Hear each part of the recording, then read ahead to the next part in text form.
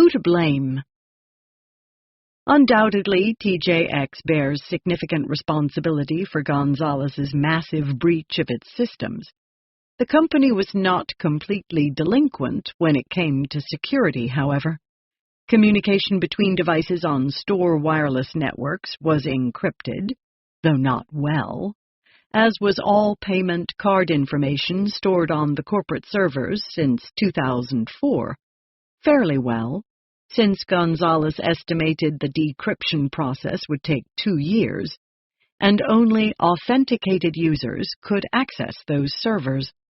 Furthermore, when the breach was brought to their attention, TJX enlisted General Dynamics and IBM, as well as law enforcement officials, to investigate the incident, and their efforts were sufficiently effective to block Gonzalez from continuing his operation. Still, the early stages of the breach indicate several concrete technical measures TJX could have implemented to strengthen its store's data and network security. These include protecting store networks by eliminating wireless access or restricting that access to known devices or devices with a shared key, or using stronger WPA encryption, as well as encrypting real-time transaction data, isolating card processing servers, and monitoring exfiltration of data from corporate and store servers.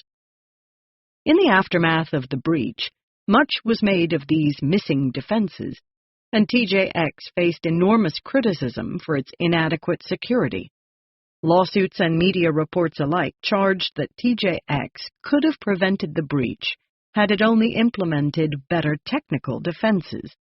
Class action suits were filed against TJX in state and federal courts in Alabama, California, Massachusetts, and Puerto Rico, and in provincial Canadian courts in Alberta, British Columbia, Manitoba, Ontario, Quebec, and Saskatchewan, on behalf of customers whose transaction data was compromised, and financial institutions who issued credit and debit cards used at TJX stores during the breach.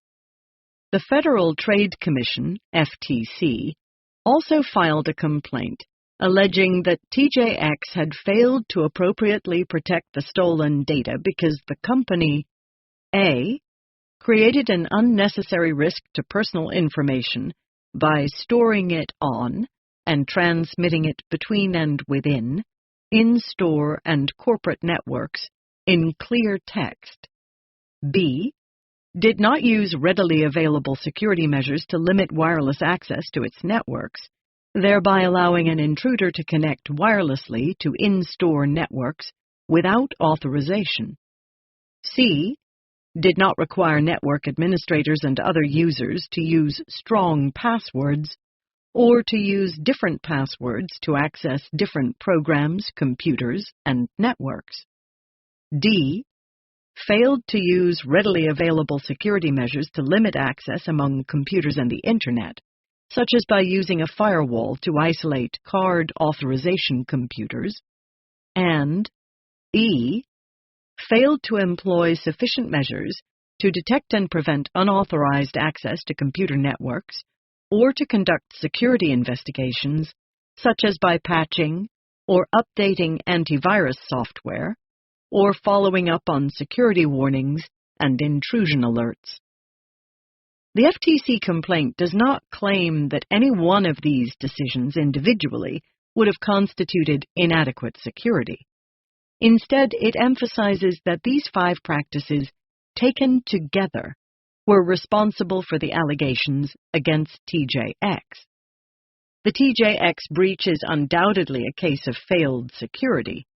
The protective measures the company had in place were unable to prevent the thieves from stealing and selling millions of dollars worth of payment card information. But it is not a straightforward story of a company that should have been using WPA encryption, or requiring stronger passwords, or storing less data. In fact, it's not clear that any of these measures would necessarily have succeeded in stopping Gonzalez's team. Some of the practices the FTC mentions, particularly with regard to passport strength, seem downright irrelevant. It's not hard to go down the FTC's list and imagine how Gonzalez and his friends might have bypassed the reasonable and appropriate defenses TJX is chastised for not implementing. They could have circumvented WPA encryption by guessing or stealing the password of a store employee. The user passwords they stole from the store's network to access corporate servers would not have been any more difficult to decrypt and use if they were stronger. And much of the card data the team sold was accessed and stolen during current transactions, rather than decrypted from the company's stored older records. None of that means TJX couldn't or shouldn't have done more to defend its customers' data. But it does suggest that the technical controls the FTC and others faulted TJX for failing to implement might well have left the perpetrators room to maneuver and substitute different attack vectors.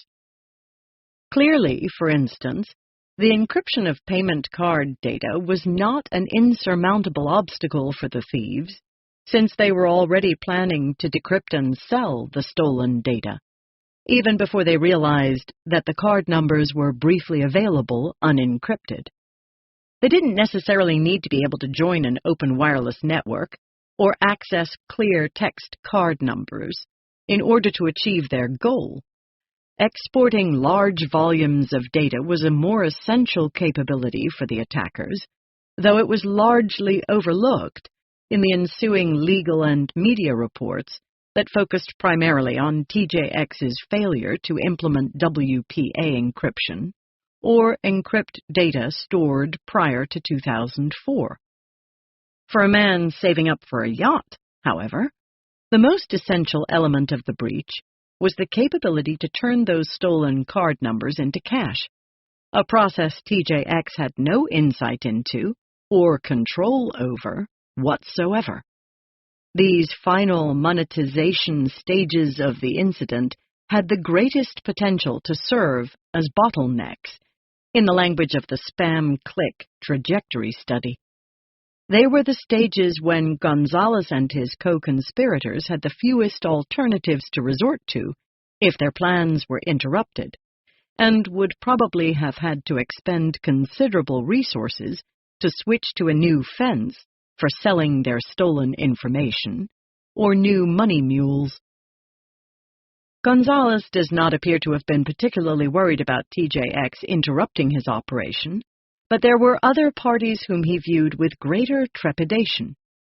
In an online chat with Yastremski on March 2, 2006, Gonzalez wrote, "I hacked major retailer, and I'm decrypting pins from their stores. Visa knows major retailer is hacked, but they don't know exactly which stores are affected. So I decrypt one store, and I give to you. Visa then quickly finds this store and starts killing dumps. Then I decrypt another one and do the same, but I start caching with my guys. Visa then finds that store and kills all dumps processed by that major retailer store. Understand? It's a cycle." Yastremski: "Yes." Gonzalez: "This is why I'm telling you to sell them fast, fast. Also, some banks just said, fuck waiting for the fraud to occur. Let's just reissue every one of our cardholders which shopped at major retailer for the last 4 years."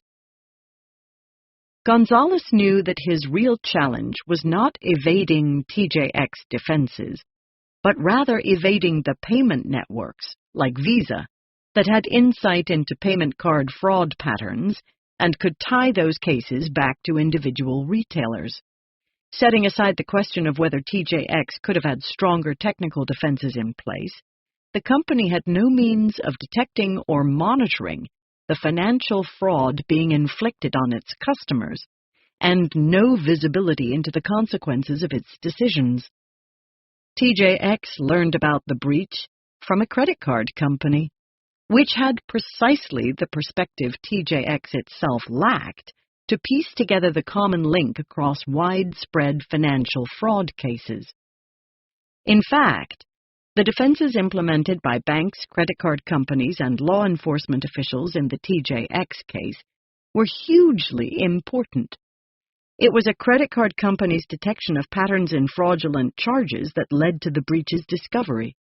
Regulations surrounding large international financial transactions forced the perpetrators to repatriate their profits in numerous smaller increments through use of multiple cashers and couriers.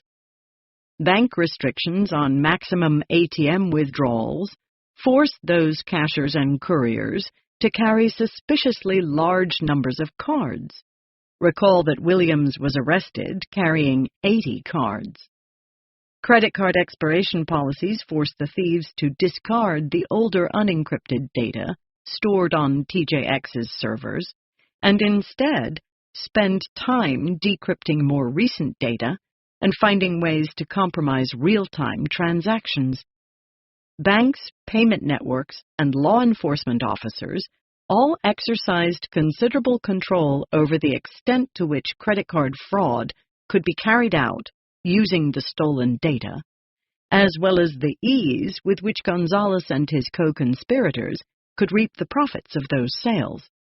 While the barriers they imposed did not prevent the large-scale fraud, these defenses likely limited its scope and certainly forced Gonzalez to make some decisions, such as the recruitment of a network of cashers and couriers, which ultimately contributed to his arrest.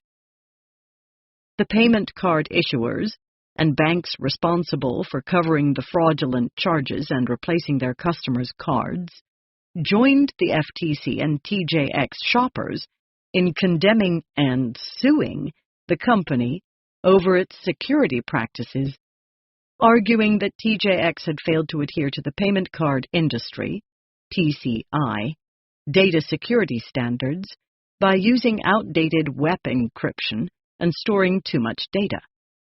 It's not clear that these PCI standards would have been especially effective lines of defense when it came to thwarting Gonzalez, but that was never the point.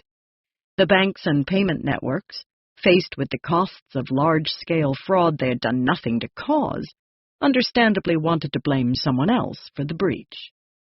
Yet TJX was not the only party that could have done more to mitigate the damage Gonzalez caused. In fact, the line of defense that Gonzalez himself expressed the greatest concern about in his chat logs is the possible preemptive cancellation of all credit cards used at a breached retailer by the issuing company. Other defenses that could have been implemented by non-TJX defenders include issuing chip and PIN credit cards, which would have required the thieves to acquire not just card numbers, but also users' PINs.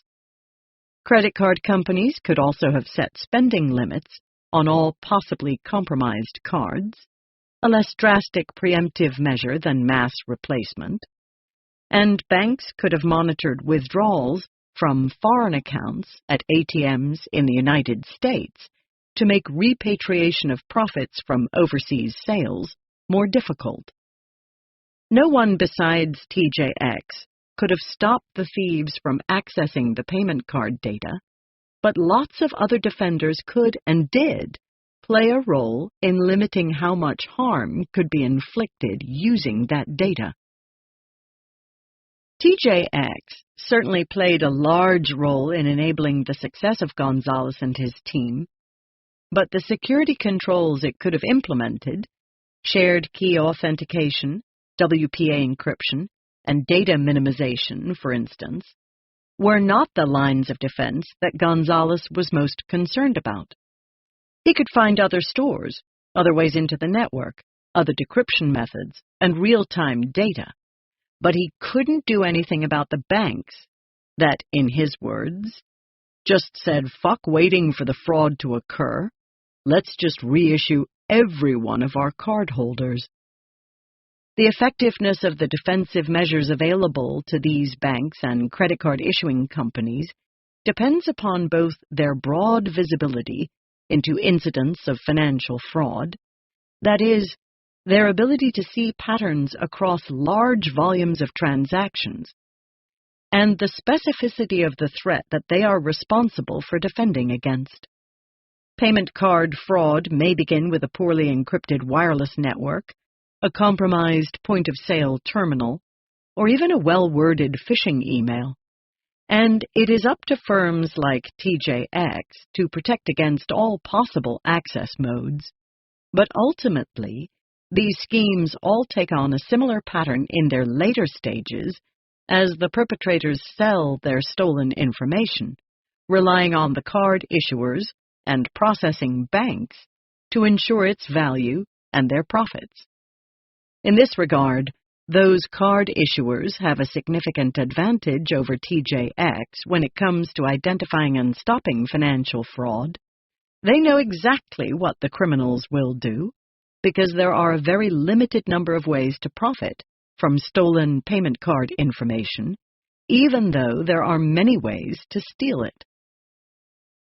Financial theft, and especially payment card fraud, involves an especially consistent and centralized set of third parties as compared to other attacker motivations. Security incidents intended to cause other types of damage may go through other types of intermediaries, but few have the same degree of concentrated control and small number of alternatives as the major payment card issuers.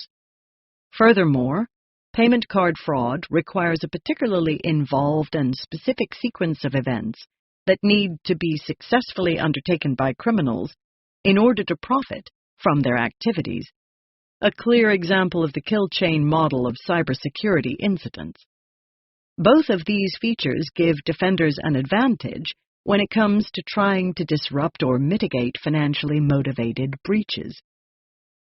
The TJX breach is primarily remembered as a devastating failure of computer security, and justifiably so.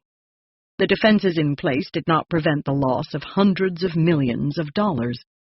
But it was also, in its way, an incredible success story about the identification, arrest, and imprisonment of an international ring of cyber criminals who were caught thanks to a series of constraints imposed on them by both technology and policy working in concert. The Marshall's wireless network forced the thieves to sit in a parking lot for long periods with laptops and a radio antenna, attracting the attention of the police. Selling the stolen data required the involvement of Yastremski, who eventually led investigators to Gonzalez's screen name. And the restrictions on international financial transactions meant Gonzalez had to employ cashiers and couriers, one of whom would later reveal his identity to the Secret Service. That process worked, but it took years, and despite the fact that it brought to light the men who were truly to blame for the incident, it had little bearing on the fights playing out in court between TJX, state attorneys general, shoppers, banks, and payment networks over who was responsible for the breach. Liability shift. In the years that followed the TJX breach, a series of massive payment card breaches at other retailers, including Heartland Payment Systems, Target, and Home Depot, made clear that just improving a company's wireless encryption or lengthening their passwords would not be sufficient to combat large-scale breaches of payment card information. But the process set in motion by the TJX breach, in which different third-party defenders tried to shift blame and financial responsibility for these breaches onto each other, rather than trying to figure out who was best poised to defend against which stages of these incidents, remained deeply entrenched in the payment card industry. Indeed, the legal disputes that followed the TJX breach between different intermediary organizations, including TJX, payment processors, credit card companies, banks, and individuals, were echoed by the disputes around the implementation of microchip-enabled credit cards in the United States nearly a decade later. Microchip-enabled E.M.V. cards, named for the payment processors who developed the technology standard, Europay, MasterCard, and Visa, directly address the root cause of breaches like the one that targeted TJX, millions of stored, reusable payment card numbers. The microchips, when inserted into payment terminals, generate a one-time code that is used to process just a single specific transaction instead of the general card number.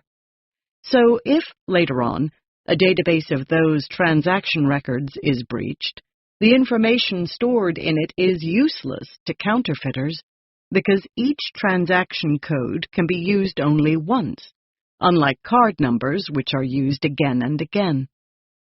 Since these cards are designed to drive down large-scale fraud, and the costs of that fraud are shared among retailers, payment processors, and banks through a complicated process of interchange fees, implementing microchips would seem like an obvious point of agreement for all of the different parties involved in data breaches who were losing money on legal fees and fraud costs in their aftermath. And yet, rather than serving as a way for all these companies to join together to combat criminal activity, the implementation of E.M.V. technology was rife with hostilities and finger-pointing, mirroring the aftermath of the TJX breach. Different firms involved in the transition to E.M.V. cards turned out to be much more interested in how they could push costs onto each other than in how they could best fight fraud. The costs of transitioning to microchip cards were considerable, in part because the United States had significantly more issuing banks and retailers than many countries that had already made the transition, including Canada, Australia, and most of Western Europe. Microchip cards are expensive, so expensive, in fact, that for years banks in the United States had been finding it more convenient and presumably cheaper to pay for fraud than to pay to put microchips in all of their customers' cards, a cost estimated at roughly $1.4 billion. And replacing credit cards is only one piece of the overall costs, since for the cards to be any use, it's also necessary for the retailers and merchants who accept those cards to buy and install new payment terminals that can read those microchips.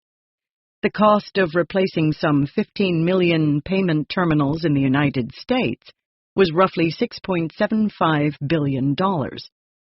Those numbers were a strong motivation for banks and retailers in the United States to stick with magnetic stripe cards. But as the rest of the world pulled ahead in upgrading their cards with E.M.V. technology and more fraud migrated to the United States as a result, this calculation became increasingly difficult to justify.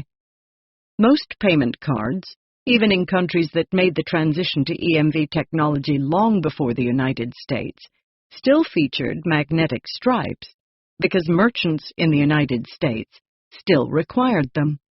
That meant that criminals could still counterfeit those cards relatively easily and use them in the United States or to make online purchases. The U.S. became a beacon for global criminals, says Jeremy King, the International Director for the Payment Card Industry Data Security Standards Council. As the fraud costs increased and pressure mounted for the United States to make the shift, the tensions between banks, retailers, and payment networks that had paid out in the aftermath of the TJX breach again came to a head. Retailers refused to purchase chip terminals before the banks had issued cards with chips, and the banks had no intention of spending the money on new payment cards until they could be sure that retailers would be able to process them. The United States has a unique regulatory landscape when it comes to credit cards, which made it difficult to apply the same tactics that had been used in countries that had previously made the transition. In many of those countries, interchange fees, which help cover fraud costs, are limited by law, and EMV transitions were closely overseen and driven forward by the government. But in the United States, the payment networks ended up taking the lead in driving the transition. Since the payment networks themselves profited handsomely from interchange fees and sometimes had to help cover fraud costs, they were hardly neutral in how they oversaw the process. October 1, 2015 marked the beginning of the new liability shift for the U.S. payment card industry. As of that day, the payment networks decided if a fraudulent transaction occurred, then whichever party had failed to implement the EMV technology would be responsible for covering the charge. So, if the card that was used to make the fraudulent payment had an EMV chip in it, but the merchant who accepted it didn't have the necessary equipment to read that chip, then it would be the merchant's responsibility to cover the charge. If, however, the merchant did have a terminal that could read chip cards, but the card issuer hadn't bothered to provide its customer with a chip-enabled card, and the merchant therefore was forced to read the magnetic stripe instead, then it would be up to the issuer to cover the fraud costs. From the outset, this liability shift was not so much about reducing fraud as it was about making sure someone else had to pay for it. Nowhere was the lack of interest in driving down fraud more apparent than in the payment processor's approach to chip-and-pin payment. Banks in most countries that issue EMV cards provide their customers with a PIN they can use to authorize transactions on the card. This provides some greater measure of security than just the microchip alone, especially when it comes to protecting against fraud due to lost or stolen cards, because it means that criminals must not only acquire a card or a card's information, but also the associated PIN. But in the United States, the 2015 liability shift resulted in a widely accepted chip and signature payment mode for EMV cards, in which customers inserted their microchips into the terminals and then authorized the transactions by signing their name instead of entering a secret PIN. Since a signature scrawled on an electronic terminal screen is significantly easier to forge than a secret PIN, this decision undermined the potential security benefits of microchip credit cards, particularly in instances when a person's physical card was stolen or lost.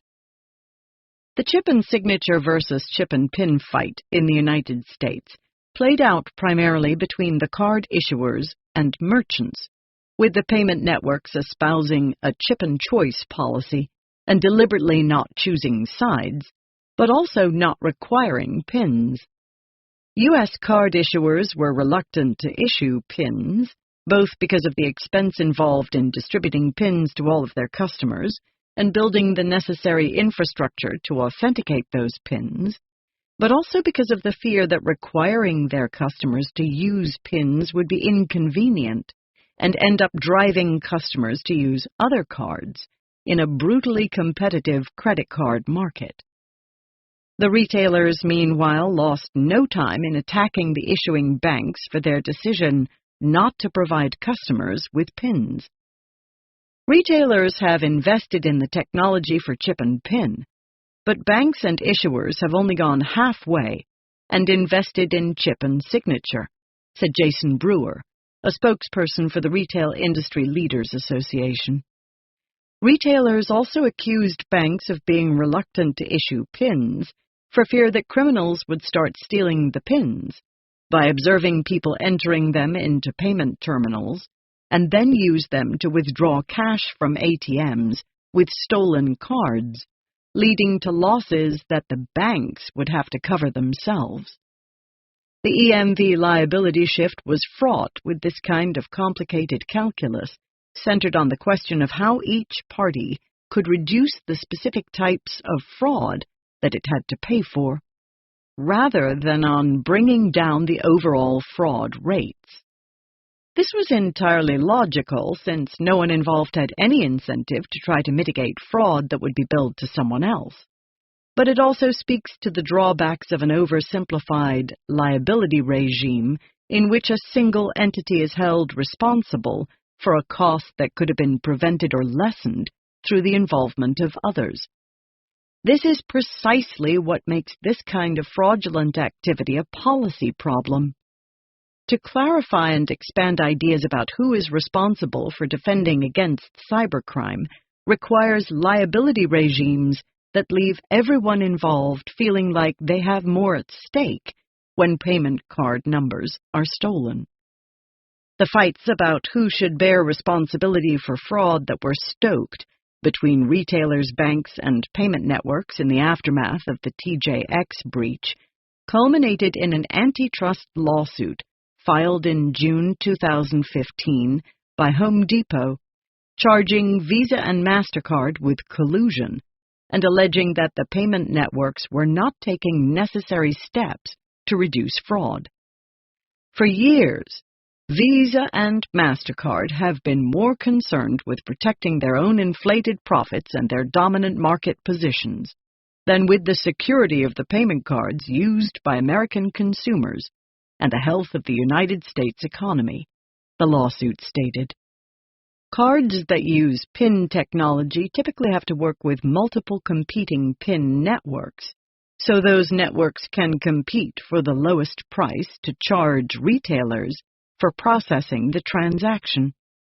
But because Visa and MasterCard wanted to maintain the high interchange fees that are not subject to regulation in the United States, they resisted the implementation of PIN technology for fear of competition that might force them to lower those fees, Home Depot's suit alleged. The lawsuit argued, while U.S. consumers and merchants, like the Home Depot, bear costs related to fraud rates unrivaled in the rest of the industrial world, Visa, MasterCard, and their member banks have acted in concert to prevent the adoption of chip and PIN authentication in the United States on a large scale. While chip and PIN authentication is proven to be more secure, it is less profitable for Visa, MasterCard, and their member banks, and it provides a greater threat to their market dominance. Home Depot's lawsuit, a nearly unprecedented hostile act by a retailer toward the payment networks it relies on to process the bulk of its transactions, illustrates the extent to which the legacy of major payment card fraud breaches, like the one directed at TJX, has been to pit the different companies responsible for preventing fraud against each other rather than against fraudsters. This may be partly due to the challenges of identifying and prosecuting the criminals in many cybercrime cases. The TJX breach is a rare example in which many of the perpetrators were ultimately brought to justice, that fuel the victim's desire to find someone else to blame and hold accountable. But it also speaks to a broader issue related to the complexity of cybercrimes, which, like the Internet itself, often involve a complex sequence of many different intermediaries and third parties, each with its own specific scope of visibility into and ability to prevent certain stages of those incidents. In this environment, there is no shortage of other intermediaries for each to shift blame onto, sue, or cast as the enemy. Often, rather than defending themselves against actual criminals, the parties caught up in these incidents appear more intent on doing battle with each other. 3. What they aren't telling you is their rules are archaic. The South Carolina Department of Revenue breach, IRS fraud, and identity theft. On August 13, 2012, an employee at the South Carolina Department of Revenue, SCDOR, received an email with a link embedded in the message. She clicked on the link, and in doing so, unknowingly downloaded malware onto her work computer in the state government.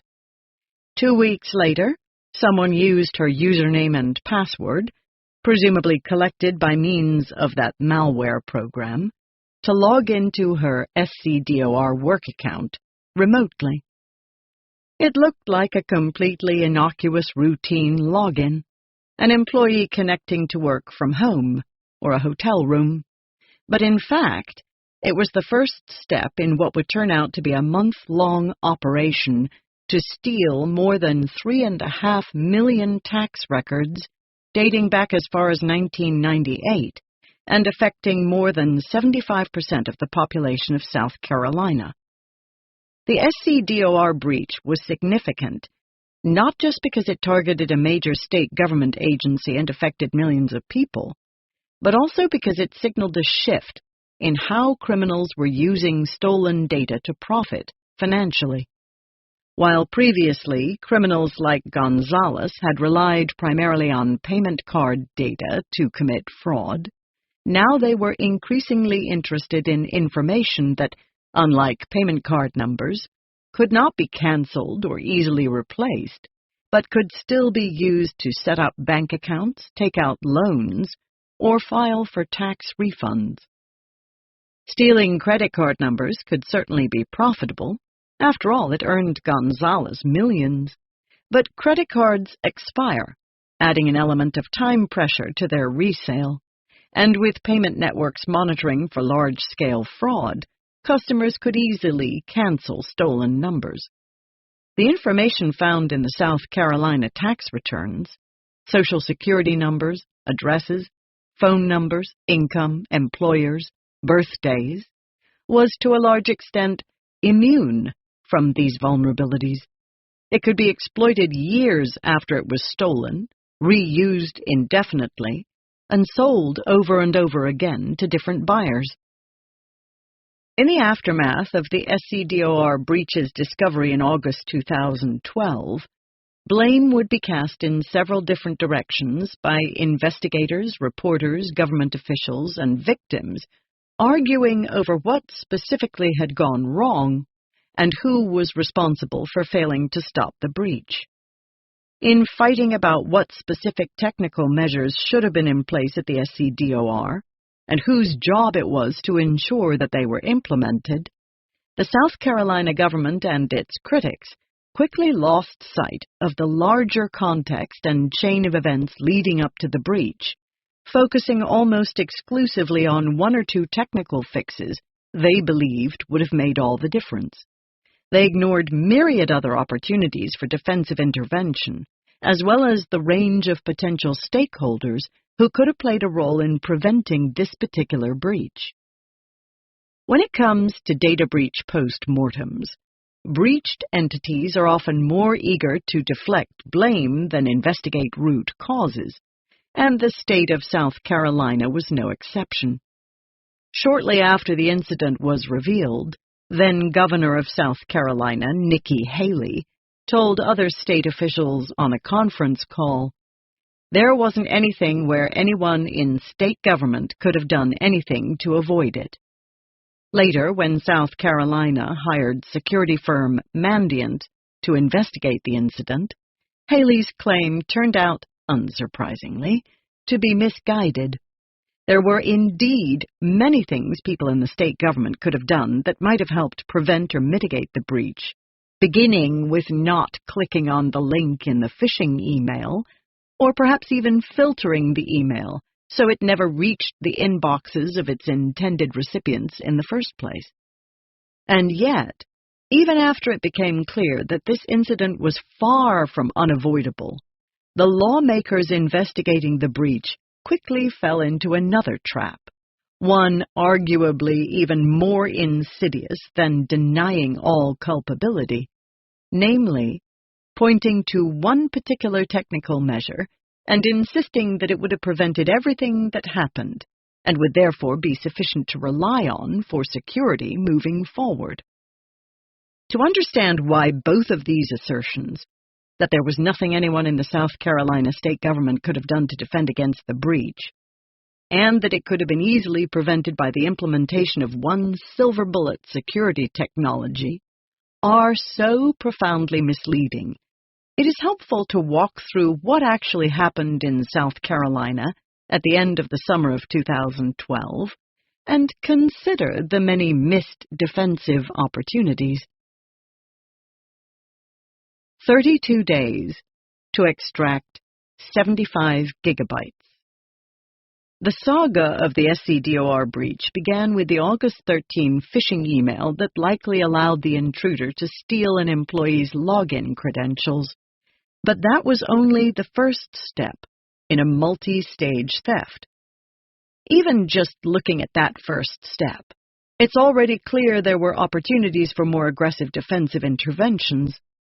The SCDOR could have implemented better phishing protections, including employee trainings and email filtering systems, which might have averted the breach, just as stronger Wi-Fi encryption might have averted the TJX compromise.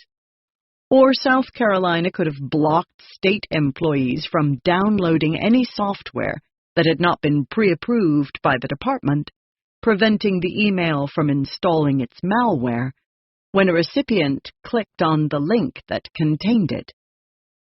But even had all of these protections been in place, it would still have been possible for the intruder to acquire an employee's login credentials by other means, including guessing common passwords, purchasing stolen credentials from other websites in hopes that employees had reused passwords at work, or even intercepting network traffic, as Gonzalez and his co-conspirators did outside the Miami Marshalls stores. In other words, the success of the phishing email was not central to the SCDOR intruder's ultimate aim. It was just one of many possible tools open to him for stealing credentials. Blocking that step might have stopped him in his tracks, but it might also have simply forced him to shift course slightly. On August 27, 2012, 2 weeks after the phishing email was opened by an SCDOR employee, someone logged into the SCDOR servers remotely, using the Citrix remote access tool and that same employee's credentials. The intruder used the Citrix portal to log into the user's workstation and then leveraged the employee's credentials to access other Department of Revenue systems and databases. This initial intrusion after the successful phishing of employee credentials suggests yet another set of possible defensive measures. For instance, the SCDOR could have restricted the use of remote access capabilities so that its servers could not be easily accessed from outside the offices. Alternately, it could have instituted more stringent authentication requirements, including two-factor authentication, which requires users to provide an additional code or login factor besides their passwords to complete authentication. Multi-factor authentication systems can take multiple different forms when it comes to what they require users to provide in addition to a standard password. The SCDOR criticisms focused in particular on physical tokens that would have provided employees with a code to input along with their passwords as an additional precaution against intruders using stolen passwords. Other possible factors can include a phone call, a smartphone login notification requiring a user's approval, or a one-time code delivered via email, text message, or phone app. Such measures might have proved more effective impediments to the intruders than trying to stop the phishing email from being delivered or opened, but they too would have provided no guarantee that the attackers would not find another means of access. On September 1, the intruder executed code that allowed him to obtain passwords for all Windows users' accounts on the system, and also installed a backdoor on one SCDOR server that would permit him to regain access to the system in the event that the compromised credentials were changed. The next day, September 2, the intruder interacted with 21 SCDOR servers using a compromised account and authenticated to a web server that handled payment maintenance information for the Department of Revenue. The intruder continued to perform reconnaissance on the SCDOR systems over the next several days, probing different servers to establish what information was accessible and where it was stored. On September 12, the intruder copied database backup files containing old tax return records to a staging directory, from which the perpetrator would later exfiltrate them out of the SCDOR servers.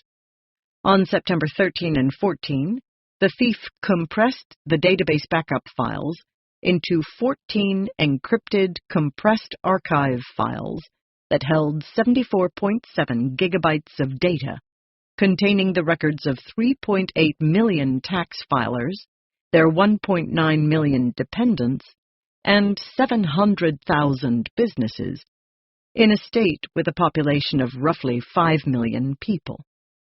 These compressed files were then sent to another destination over the Internet, after which the perpetrators deleted the backup and archive files they had created on the SCDOR servers to remove all traces of their activity.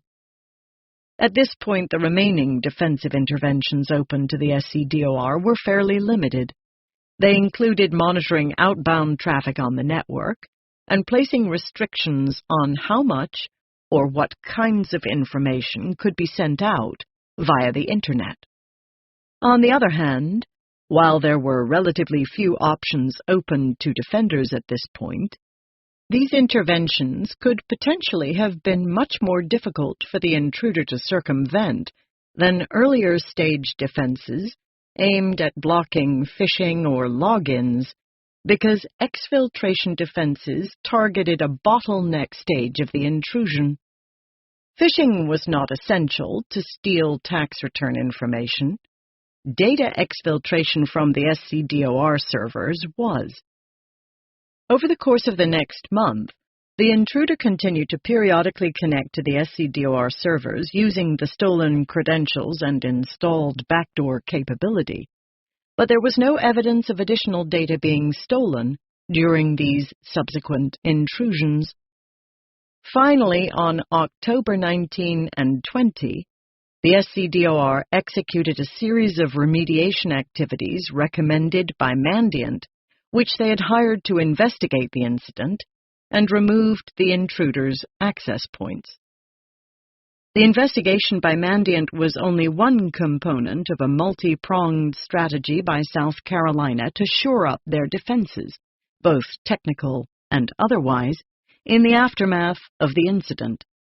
The total cleanup and mitigation costs for the breach are difficult to calculate precisely, but were estimated at roughly $14 million.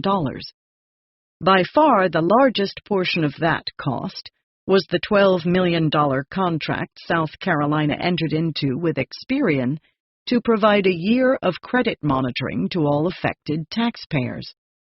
This offering was later extended to a lifetime of free credit monitoring and fraud resolution services for affected taxpayers and their children. Other significant costs included $741,000 to notify the 1.5 million out-of-state residents who had filed taxes in South Carolina since 1998, the $500,000 contract with Mandiant to investigate the breach, a $160,000 contract with public relations firm Chernoff Newman, and a $100,000 payment to the law firm Nelson Mullins to provide outside legal advice. Another $500,000 went to funding 24/7 monitoring of state computer systems through South Carolina's Information Technology Center.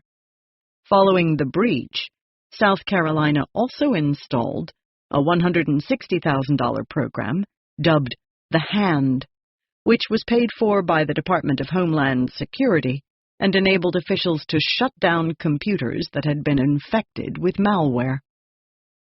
But none of these mitigation efforts could get back or destroy the stolen information. And in the years that followed, As tax fraud became increasingly common in several states, including South Carolina, those stolen records continued to haunt the victims, even though it was impossible for anyone to conclusively prove that they were the cause of the fraudulent filings.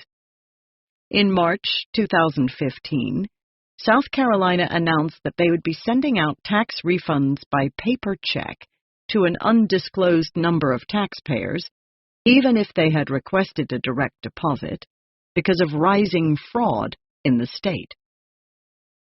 The SCDOR said at the time that the rising fraud rates were unrelated to the 2012 breach, insisting that the incident had yet to be conclusively linked to a single case of identity fraud.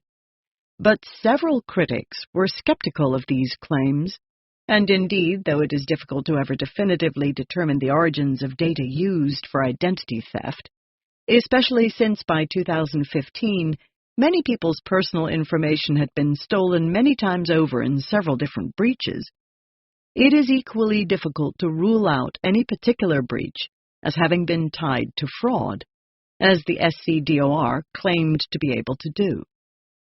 In 2015, as the IRS was finally cracking down on federal tax fraud, states began to see up to 3,700% increases in fraudulent state tax filings. Certainly the records stolen from the SCDOR were not the source for all of those fraud efforts across the country, but they could have played a role in the wave of fraud overwhelming South Carolina that year. The 2.5-year interval since the actual breach would have had little impact on the value and validity of the data, and the intruder might well have decided to give the state and the victims some time to lower their guards, while waiting for the right moment to cash in on the trove of stolen data. What really matters is the blame. More than 5 years after the SCDOR breach, no one has been identified as the perpetrator or arrested, though the South Carolina police, in partnership with federal law enforcement officers, are still investigating the incident. But the lack of a clear culprit in no way stopped victims and state employees from casting about for someone to blame for the incident. Indeed, not being able to hold the criminal responsible for his actions seemed even to drive the search for someone else who could be identified and blamed. The obvious target was the SCDOR itself, which had been responsible for storing the data that was stolen. But the story was, in many ways, more complicated than just the SCDOR's poor choices. For instance, the SCDOR had contracted out some of its computer security to a private security firm, TrustWave, which provided the agency with intrusion detection and vulnerability scanning services. But TrustWave was not the immediate focus of the state's efforts to cast blame on someone else for its breach, though the company was named, along with the SCDOR and Haley, in a class action complaint filed by some of the victims in November 2012. Taken to task by the Mandiant investigators for failing to encrypt the stolen tax filing data, a protection which might have rendered the stolen data useless to the thieves, or at the very least, made it much harder to monetize, South Carolina officials expressed outrage that the IRS had not required them to do so. In fact, the SCDOR had considered purchasing encryption for its computer system in 2006, but ultimately decided to forego it because of the $5 million price tag. Jim Etter, the SCDOR director at the time of the breach, who resigned shortly afterwards, testified about that decision at a hearing of a special South Carolina Senate Finance Subcommittee, emphasizing that the agency relied primarily on IRS security guidelines, which did not require that tax information be encrypted. Haley picked up on this theme as well, pivoting deftly from her earlier statements that there was nothing anyone in the South Carolina government could possibly have done to prevent the breach, to accept some blame. "I ultimately am saying that South Carolina is at fault," she conceded more than 2 months after the breach. But even as she began accepting responsibility for the breach, she insisted that the IRS was primarily at fault for what had happened. At a November 2012 meeting of the Republican Governors Association, Haley said at a press conference, "What I'm going to do is go and educate all my governors and say, don't settle for the IRS saying you're compliant, because what they aren't telling you is their rules are archaic. They're not saying that being compliant doesn't include actually encrypting those numbers, and no governor knows that right now." The combination of the SCDOR being IRS compliant and the agency's out-of-date hardware made for a cocktail for an attack, Haley argued. She even sent then IRS Commissioner Stephen Miller a letter urging him to require all states to have stronger security measures for handling federal tax information, particularly encryption of tax information that is stored or at rest. Undoubtedly, South Carolina should have been encrypting its stored tax records, and yet Haley's fixation on it as the sole reason the SCDOR data was insecure, to say nothing of her insistence that it was the job of the IRS to tell states that they had to encrypt tax data, is perplexing, especially given the nature of the theft. Tax records, whether or not they are encrypted when stored on state servers, have to be accessible in their decrypted clear text to some state employees and auditors. So at least some number of employees must be granted access to the data in its unencrypted form, and the typical means for that access is for them to enter their credentials to decrypt the data. In other words, an intruder who took the phishing approach used in the SCDOR case and accessed stored data by means of stolen credentials might well have been able to use those same stolen credentials to decrypt the data, had it in fact been encrypted. While Haley positioned herself as a champion of stronger federal encryption standards, media reports and the state Senate investigation panel were focused on another cheaper missing safeguard at the SCDOR, a two-factor authentication system that would have required employees to enter both their password and a code transmitted by electronic token in order to log in. If the SCDOR had required all of its employees to use two-factor authentication, then perhaps, when their credentials were phished, the intruder would still have been unable to use them to log in without the electronic token-transmitted codes as well. Of course, as with encryption, there were no guarantees this line of defense would necessarily have worked. There are strains of malware that intercept the second-factor login codes, in addition to passwords, and multi-factor authentication technology has been successfully circumvented by criminals in other cases. But just as Haley latched onto encryption as the cure-all for future breaches, others investigating the breach insisted that it was the lack of two-factor authentication that was primarily to blame.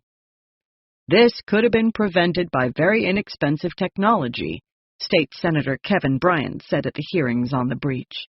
SCDOR Director Jim Etter testified that following the breach, the SCDOR implemented a two-factor system at a cost of $25,000. "We wouldn't be here had somebody made that decision to use the multi-factor authentication," Bryant said. "I almost fell out of my chair when I came to that conclusion." This inclination to pinpoint a particular missing line of defense as the one crucial element that would have prevented a breach is not unique to the aftermath of the SCDOR breach. Media coverage of a 2014 breach of J.P. Morgan Chase followed a similar narrative, with investigators and reporters focusing on a network server at the bank that had not been upgraded to require two-factor authentication. And failing to implement multi-factor authentication is not the only thing organizations are taken to task for in the wake of breaches that make use of insecure credentials. When several celebrities had naked photos stolen from their Apple iCloud accounts in 2014, Critics blamed Apple's failure to rate-limit unsuccessful login attempts in order to prevent adversaries from guessing passwords by brute force. These criticisms are not necessarily wrong. It may well have been the case that Apple and J.P. Morgan and the SCDOR could have interrupted their breaches by implementing some of these relatively straightforward safeguards. But, importantly, none of these individual defenses would necessarily have prevented the breaches that occurred, and blaming the incidents on their absence belies a deep misunderstanding of the many different pathways into computer systems that are open to intruders.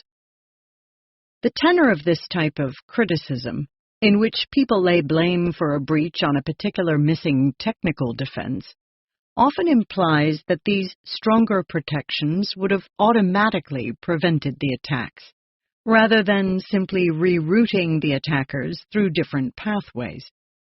This single point of failure fallacy assumes that, of the myriad different ways in which an attack like the one perpetrated against South Carolina might have been defended against, phishing protections, remote access restrictions, limits on data exfiltration, it was the absence of multi-factor authentication or encryption that most clearly indicated negligence and inadequate security.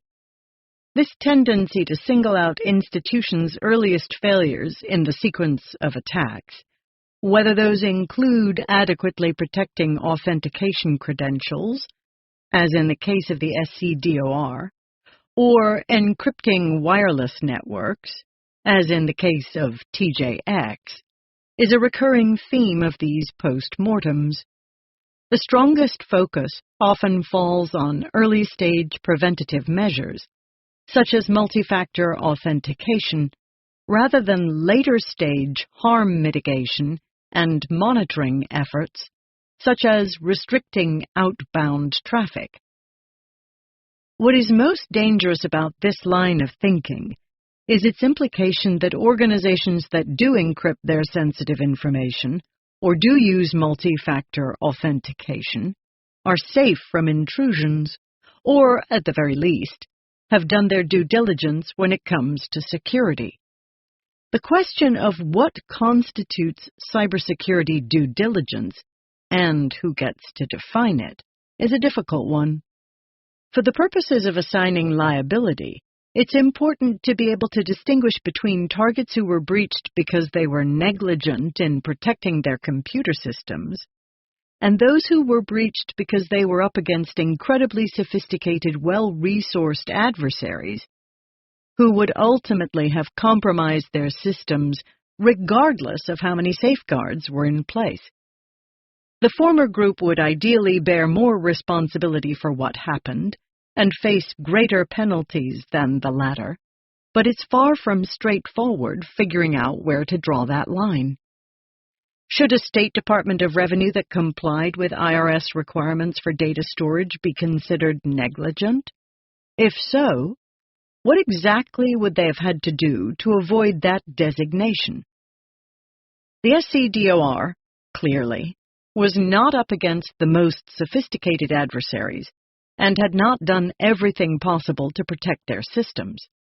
But the implicit assumption in taking the SCDOR to task specifically for failing to encrypt its data, or use stronger authentication methods, or even in taking the IRS to task for failing to mandate encryption, is that there is some commonly accepted set of best practices for security that will prevent most breaches and that everyone should know to implement.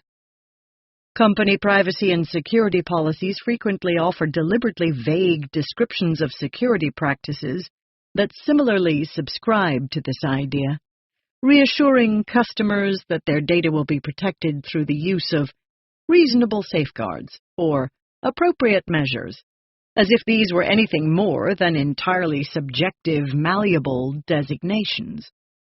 While there are some accepted best practices in this space, there's also considerable disagreement over which of those tools are actually effective. The recommended list of essential security controls varies significantly over time and depends on who is asked to compile it. That lack of consensus, coupled with relatively little empirical data on the impact and effectiveness of different security controls, has made it all too easy to point to any individual missing security control, encryption, for instance, or multi-factor authentication, as the crucial thing that would have prevented a breach, even in the absence of any clear evidence that it would necessarily have done so. At the same time, these subjective, ever-shifting expectations for what organizations ought to be doing to protect their data have contributed to the uncertainty and ambiguity of the lists of security standards put out by government agencies like the IRS, as well as industry consortiums. The search for security standards. One of the often repeated truisms of computer security is that there is no perfect security. No such thing as vulnerability-free software, or an impenetrable network, or a completely locked-down database. When it comes to hardware and software manufacturers, the U.S. Computer Fraud and Abuse Act grants immunity to those companies so that they cannot be sued when vulnerabilities in their products are discovered and exploited. The reasoning behind this policy is essentially that it would be impossible for those companies to find and fix all of the vulnerabilities in their products, since there's no such thing as perfect security. In granting them immunity, Congress reasoned that if the threat of being sued for every vulnerability or security flaw hung over them, then no one would ever manufacture any software or hardware. But for the much larger number of organizations that collect and store data, rather than developing their own technology, the implications of the no perfect security maxim are much less clear-cut and reassuring. For organizations like TJX and the SCDOR that suffer large-scale data breaches, there is no blanket liability protection granted on the assumption that it would be impossible for them to have perfectly guarded their data from intruders.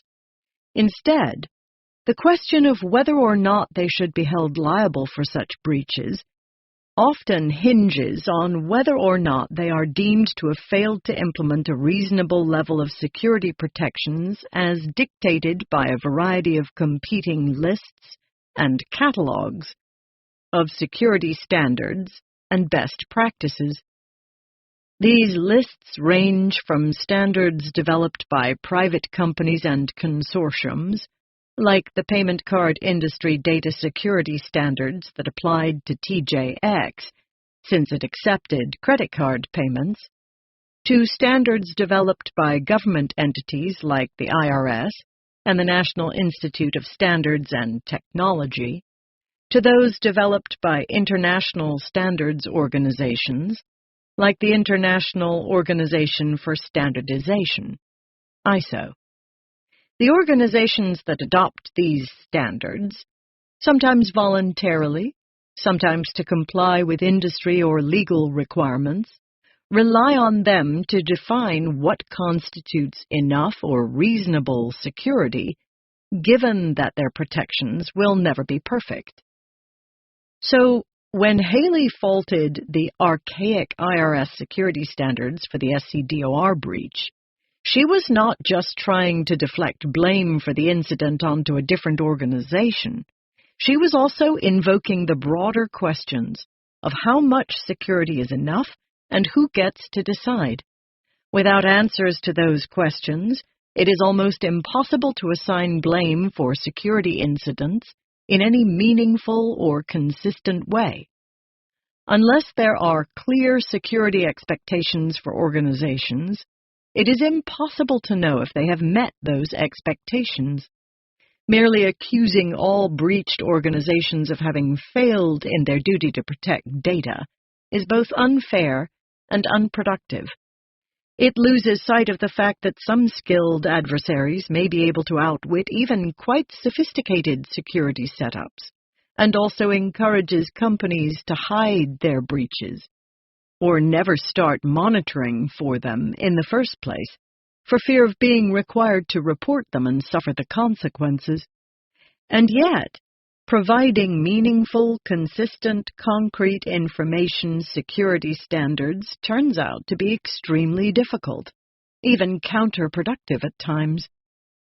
In the United States, the task of determining when a company has failed in its duty to secure customer data falls largely to the Federal Trade Commission, FTC, the government agency charged with holding businesses accountable for engaging in unfair or deceptive practices, and the same agency that accused TJX of failing to provide reasonable security for its customer data.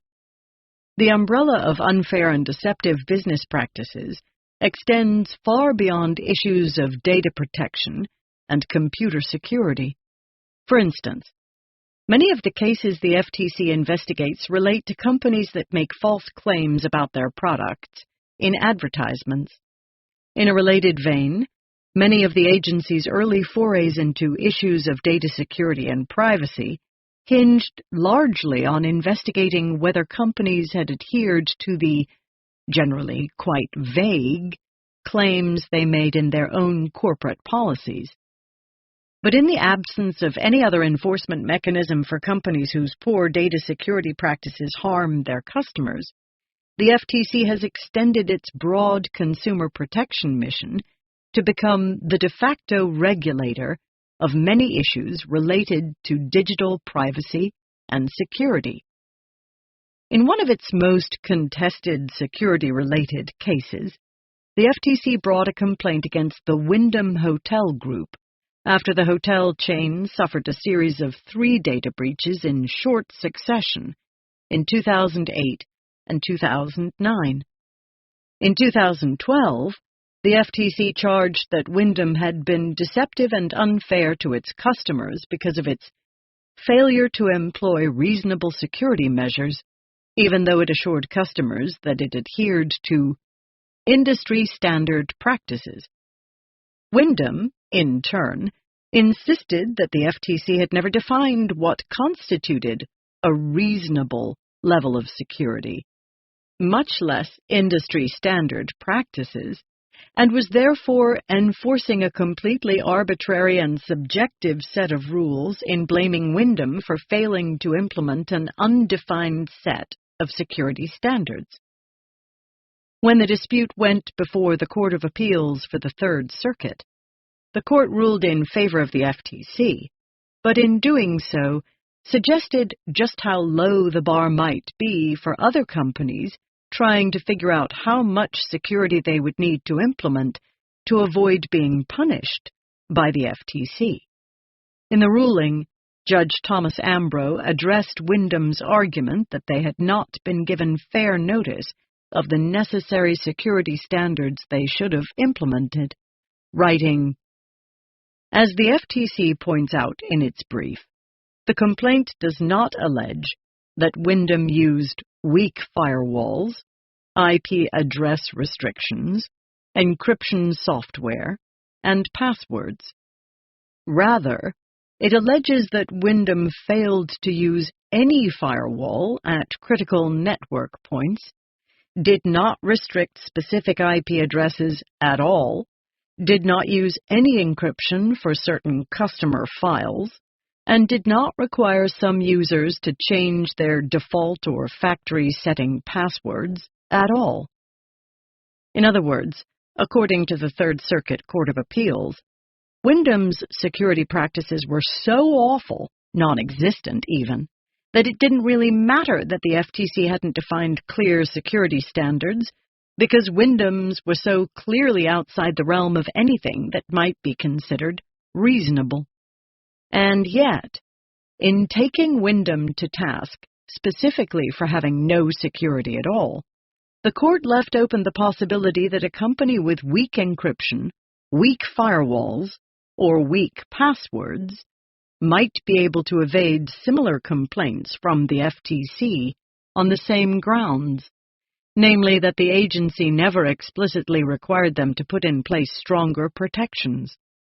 For other companies looking to the ruling for guidance, it is clear that making absolutely no attempt to secure sensitive data could lead to consequences from the FTC, but it is not clear what level of security or combination of technical controls precisely would meet their expectation of reasonable security. This ambiguity is partly by design. Both the threat landscape and the controls available to defenders are constantly changing, making it difficult for a government agency to pin down a specific list of what organizations ought to be doing with regard to security. On top of that, there is still relatively little empirical evidence demonstrating the effectiveness of these different types of security controls when it comes to preventing breaches. Many security firms publish data on how many connection attempts or probes their products block or defect, but those numbers are not always reliable indicators of the likelihood of actual security breaches occurring. Even in the industry sectors that have the clearest data protection requirements, for instance the healthcare sector, which is subject to the requirements of the Health Insurance Portability and Accountability Act, HIPAA, it is not clear that having those standards in place has markedly reduced the risk of security breaches. Being able to make data-driven decisions about which security standards are most effective will require much larger, more consistently collected data sets about when breaches occur and what protections are and are not in place when they do. Perhaps most challenging of all for people developing security standards is the fact that different organizations face different threats, store different kinds of data, and may have very different priorities and approaches to securing their computer systems, so it doesn't necessarily make sense to impose a one-size-fits-all set of requirements. There are even security benefits to a diversity of approaches. If everyone used exactly the same security tools, then an adversary who found vulnerabilities in one organization's defenses would likely be able to exploit those same weaknesses in many other companies' networks as well. Blaming ambiguous, insufficient, and ill-defined security standards for breaches, as both Governor Haley and Windham did, can sometimes allow organizations that suffer security breaches to deflect responsibility for their security practices. And that deflection is not always unreasonable. After all, to whom should the SCDOR have looked for guidance on how to secure tax filings, if not the IRS? But the wide variety of available catalogs and lists of security standards adds an extra layer of complication to that question.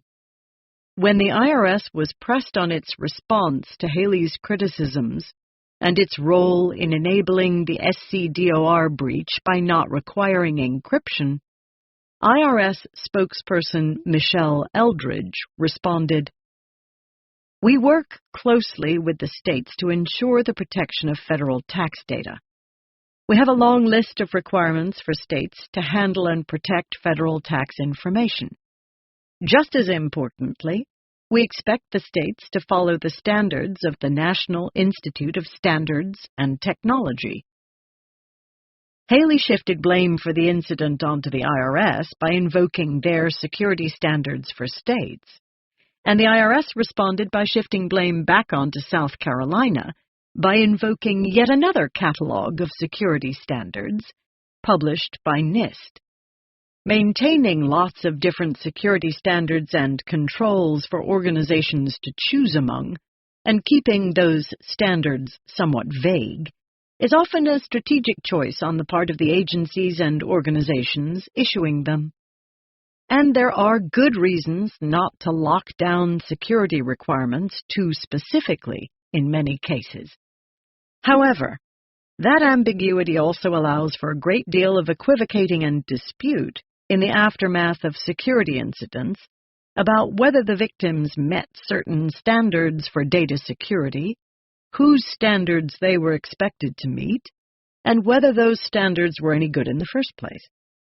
Even as they aim to provide organizations with some flexible guidance about how to protect data and networks, security standards and the groups issuing them often end up providing cover for breach victims, as well as other standards-setting organizations. These standards can quickly become a vehicle for breached parties, like the SCDOR, to blame someone else for a missing security control, and further focus attention on the role of specific early-stage preventive security controls rather than later-stage mitigation efforts targeted at preventing criminals from successfully monetizing the data they have stolen.